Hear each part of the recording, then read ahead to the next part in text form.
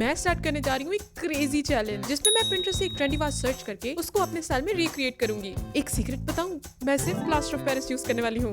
तो हमारा third was होने वाला है ये शाहकार। और इसे बनाने के लिए मैंने लिया है ये खाली दूध का डब्बा। मुझे इस डब्बे का सिर्फ मिडिल पार्ट चाहिए। अब हमारा आधा मोल्ड तो डन हो गया है, तो मैंने लिया है कार्डबोर्ड का एक स्क्वायर और उसे इसके नीचे फिट कर देना है और फिर हॉट ग्लू गन से इसको फिक्स कर देना है। अब प्लास्टिक शीट की एक ट्यूब बनानी है और उसको बिल्कुल मिडिल में लगा देना है। सेम ऐसे 3 बना लेने हैं। 2 में प्लास्टिक ट्यूब लगानी है और 1 में नहीं। अब हमारे प्यारे प्यारे से मोल्ड्स तो रेडी हो गए हैं। अब जल्दी से प्लास्टर ऑफ पेरिस लेकर उसमें थोड़ा सा पानी ऐड करके एक थिक सी पेस्ट बना लेनी है। अब 1 बाय 1 इन तीनों बॉक्सेस में मैं प्लास्टर ऑफ पेरिस और पानी की पेस्ट को पोर कर दूंगी। मुझे प्लास्टर ऑफ पेरिस की खुशबू इतनी प्यारी लगती है, दिल करता है खा जाऊं। प्लास्टर ऑफ पेरिस बहुत सस्ता भी है और इससे बहुत इजीली काम हो जाता है, बट इट्स सो मेसी और सर्दियों में तो ये बिल्कुल भी नहीं सूखता। इसलिए मैंने इन मोल्ड्स को 3 दिन सूखने के लिए रखा और उसके बाद इसको अच्छे से डीमोल्ड कर लिया। Demoulding is always the satisfying part. जब मैं कुछ भी डीमोल्ड कर रही होती हूँ तो मुझे ऐसा लगता है कि मैं कोई प्रेजेंट ओपन कर रही हूँ। अब मैं सबसे पहले कटर या किसी भी शार्प चीज से इसकी एजेस को ड्राई शेव कर लूंगी। जहाँ से भी मुझे कुछ अनइवन लग रहा है उसको मैं ध्यान से शेव कर लूंगी। I know it's very satisfying जब आप कुछ कट कर रहे होते हो, खासकर प्लास्टर ऑफ पेरिस से बना हुआ, but most of the time shape खराब हो जाती है, इसलिए do it with caution.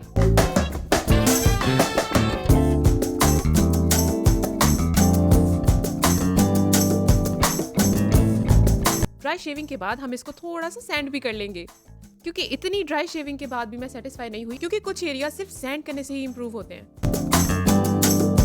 Now it's assembling time. तो असेंबल मैं इसको ऐसे करूंगी, जिस पार्ट में हमने ट्यूब नहीं लगाई थी उसको सबसे नीचे रखना है। उसके बाद प्लास्टर ऑफ पेरिस और पानी की थोड़ी सी पेस्ट बनाकर हम इसके ऊपर लगाएंगे और फिर जिस पे ट्यूब लगाई थी उसको इसके ऊपर स्टिक कर देना है, पर थोड़ा सा टेढ़ा करके, और दूसरे क्यूब को उसके ऊपर स्टिक कर देंगे और फिर इनके दरमियान जो ये गैप्स आ गए हैं उसी भी प्लास्टर ऑफ पेरिस वाली पेस्ट से थोड़ा सा फिल कर देना है। हमारा वाज ऑलमोस्ट रेडी हो चुका है। अब है paint magic time. So you know the drill. सबसे पहले हम इसको थोड़ा सा सैंड करेंगे ताकि हमें एक रफ एज मिल जाए और पेंट अच्छे से ऊपर स्टिक करे।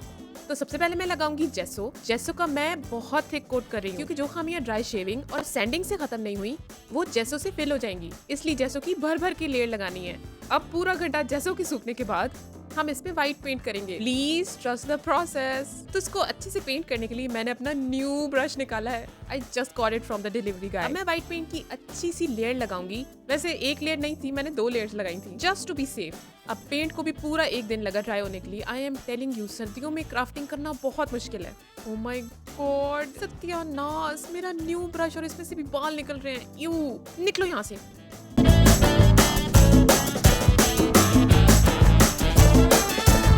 अब हमारे 3 डाइस तो स्टैक हो चुके हैं, लेकिन डाइस को डाइस वाली शक्ल देने के लिए इसके ऊपर नंबरिंग भी तो करनी है। तो उसके लिए सबसे पहले मैं अपनी पैलेट निकालूंगी। प्लीज इग्नोर द गंदगी ऑफ माय पैलेट।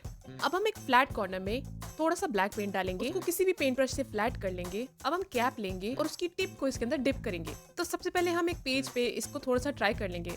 ओ ये क्या, ये खुदा की मेरे पास क्यों आ रही है? फिर मैंने इसको फिर से ट्राई किया तो ये काफी अच्छे तरीके से वर्क करा। अब हम डायरेक्टली वाज के ऊपर ट्राई करेंगे। तो शुरू करते हैं, बिस्मिल्लाह करते हैं इस पे। तो पहले मैं डिप करूंगी और फिर हम वाज के ऊपर एक सर्कल लगाएंगे। My God, it's looking pretty. Can't wait for the full results. सोचा तो नहीं था, बट आई थिंक ये 4 लग रहा है, तो मैं इसको 4 ही बनाऊंगी। एक सर्कल थोड़ा सा ऊपर नीचे हो गया है, बट इट्स ओके। कौन देख रहा है यार? आई मीन आप लोग देख रहे हैं, बट और कौन देख रहा है? मैंने जल्दी से एक सर्कल को पेंट करके देखा, is it even looking good? It was looking amazing, as you can see of course. फिर क्या, मुझे आ गया ढेर सारा कॉन्फिडेंस। मैं इसको डिप करती गई और निशान लगाती गई और फिर उनको अच्छे से ब्लैक पेंट से फिल कर दिया।